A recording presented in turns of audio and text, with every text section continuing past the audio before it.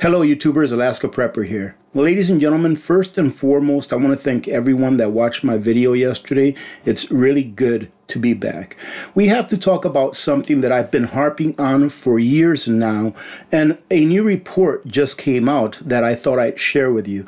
There's over 122 million people in the United States of America that are currently at risk of ingesting cancer-causing chemicals, and the sad thing is that you can do something about it in order to protect yourself and your families, but most people probably won't. On a report that came out just recently, it says that 122 million Americans may be drinking water contaminated with unsafe levels of cancer-causing chemicals. And that is just not acceptable, especially if you have the option of being able to protect yourself and your families from these chemicals. An analysis of testing results from community water systems in 49 states found that nearly 6,000 such systems serving 122 million people recorded an unsafe level of chemicals known as, I'm going to try to pronounce this, trihalomethanes, at least once during testing from 2019 to 2023, according to a report released last Thursday.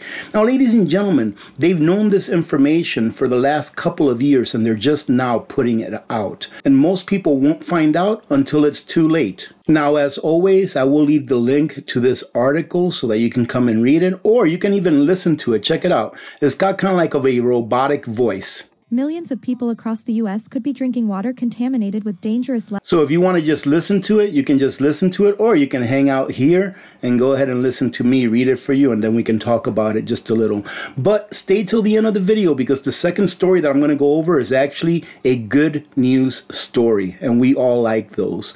Millions of people across the U.S. could be drinking water contaminated with dangerous levels of substances created when utilities disinfect water tainted with animal manure and other pollutants, according to a report released Thursday that took place, ladies and gentlemen, all the way back in 2023.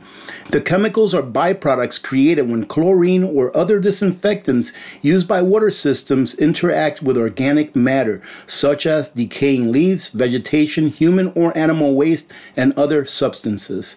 I'll go ahead and leave it up to you to come back and read the rest of this, or listen to it if you like. Ladies and gentlemen, the fact of the matter is this: you have to protect yourself. I've been talking about this for years.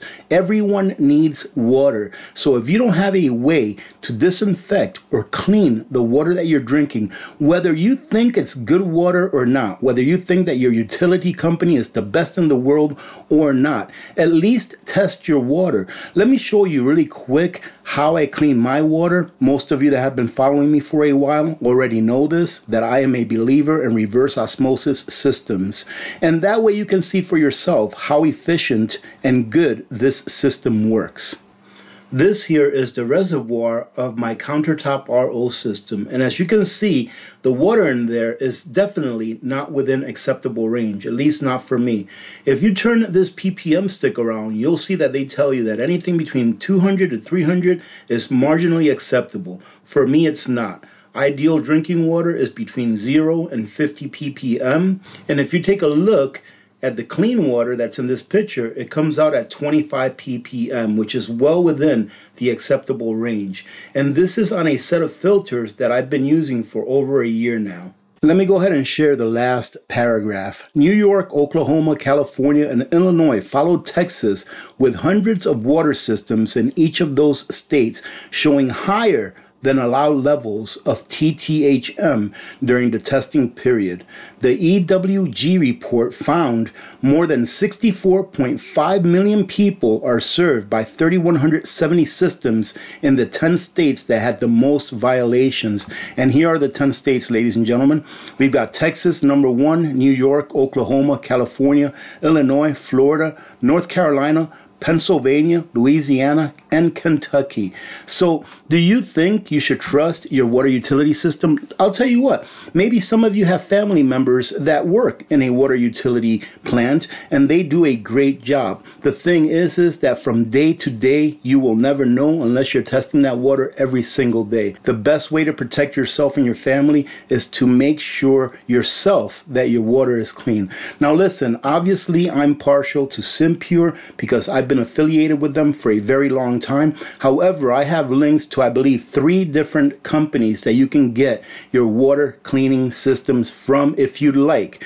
If you use SIMPURE, make sure that you use my code because it will save you 21%. And I believe that right now they're having a pretty good sale that will save you above 21%. Now, yes, I am affiliated with SIMPURE and with Waterdrops, the second affiliate that I have in the water purification realm. However, ladies and gentlemen, if you don't want to get it from them, don't get it.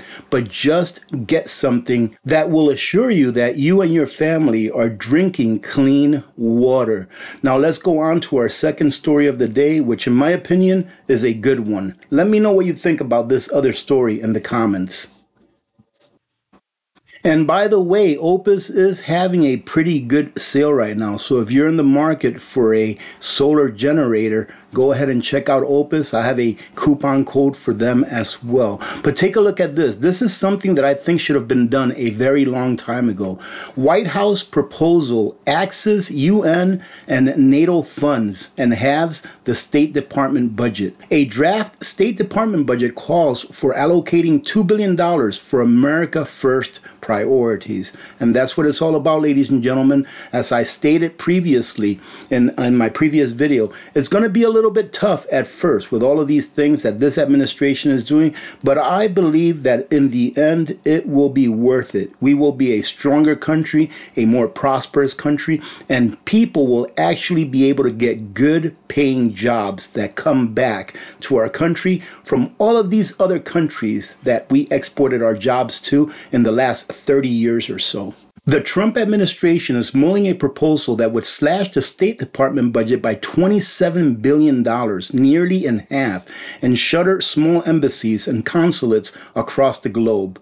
The proposal calls for the elimination of funding for more than 20 international organizations, including the United Nations. That should have been defunded and gotten rid of a long time ago, ladies and gentlemen. NATO and the Organization of American States, a diplomatic source in possession of the document told Fox News Digital. Now, what do you think? Do you think that we still have a need in the world or even for our country to have a United Nations or to have a NATO?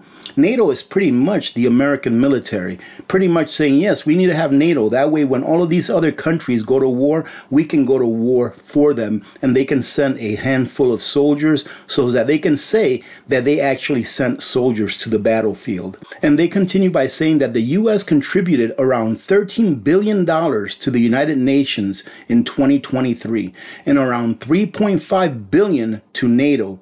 Their proposed budget calls for allocating $2 billion for America First priorities. Those coffers could be used for specific partners like India and Jordan, according to the document, or broader priorities like the South Pacific Tuna Treaty.